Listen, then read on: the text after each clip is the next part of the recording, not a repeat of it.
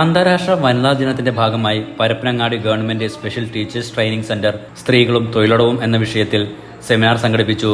പുത്തൻപീടിക പുളിക്കലകത്ത് പ്ലാസയിൽ നടന്ന ചടങ്ങ് പരപ്പനങ്ങാടി നഗരസഭാ ഡിവിഷൻ കൗൺസിലർ ഫൗസിയ ഉദ്ഘാടനം ചെയ്തു. കാലിക്കറ്റ് യൂണിവേഴ്സിറ്റി താരതമ്യ സാഹിത്യ പഠന വിഭാഗം അസിസ്റ്റന്റ് പ്രൊഫസർ ശ്രീകര മുല്ലശ്ശേരി ക്ലാസ് എടുത്തു. സ്ത്രീകൾ തൊഴിലിടങ്ങളിൽ അനുഭവിക്കുന്ന പ്രശ്നങ്ങളെക്കുറിച്ച് വിദ്യാർത്ഥികളുമായി സംവദിച്ചു.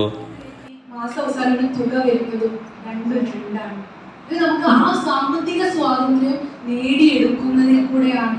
നമുക്ക് അതൊരു ഭയങ്കര കോൺഫിഡൻസ് ലെവലാണ്. പിന്നെ അതുമാതിരി സഞ്ചരിക്കാനുള്ള സ്വാതന്ത്ര്യം, അത് രണ്ടാമത്.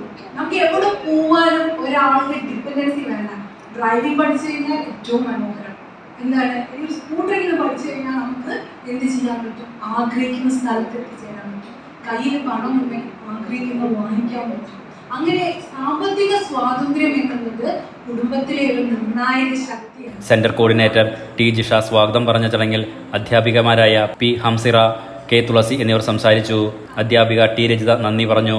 തുടർന്ന് വിദ്യാർത്ഥികളുടെ വിവിധ കലാപരിപാടികളും അരങ്ങേറി. Enlight news Parappanangadi.